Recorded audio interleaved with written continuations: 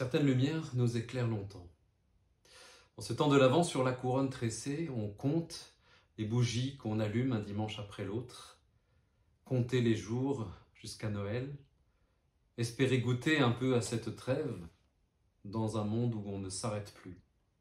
Une trêve. Faire le décompte des victimes de la guerre, compter celles et ceux qui se sont fait massacrer d'un côté et les autres qui meurent pris au piège d'un conflit qui semble sans issue. Compter les familles que l'aide alimentaire ne peut plus prendre en charge.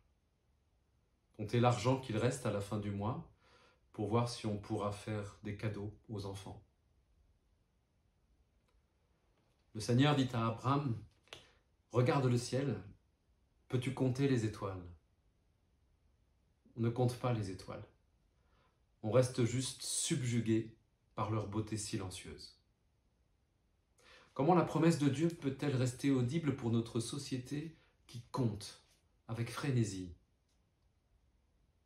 Sans doute en s'obligeant à s'arrêter un peu, à ralentir, à s'envelopper dans de grandes couvertures avec quelques êtres aimés, s'allonger dans l'herbe et lever le regard.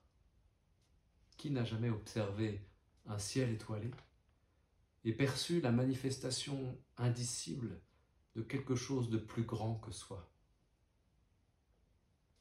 Il y en a un qui a fait cette expérience. « Mon Dieu, qu'est-ce que l'être humain pour que tu t'intéresses à lui ?» s'interroge le psalmiste. Encore tout étonné que Dieu, ce Dieu des armées célestes, puisse avoir de la considération pour ce fauteur de troubles, cet incorrigible saccageur de la nature, insatiable dans sa quête du gain, minuscule microbe s'esfinant à tout détruire autour de lui. Mais il y a plus obstiné que cet humain enferré dans ses chimères. Quelqu'un se tient là, au creux de nos errances, persévérant dans sa bénédiction, constant dans son amour, fidèle aux promesses qu'il distille.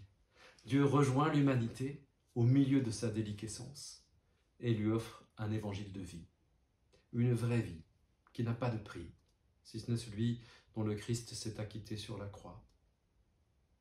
Il nous invite dans la lumière d'un jardin qui illumine l'incroyable nouvelle au matin de la résurrection. Il nous appelle sous la voûte étoilée à entrer dans le champ du monde, celui des femmes et des hommes de bonne volonté qui s'assemblent en vue de la paix sur la terre et qui œuvrent pour la justice de Dieu au cœur de la création.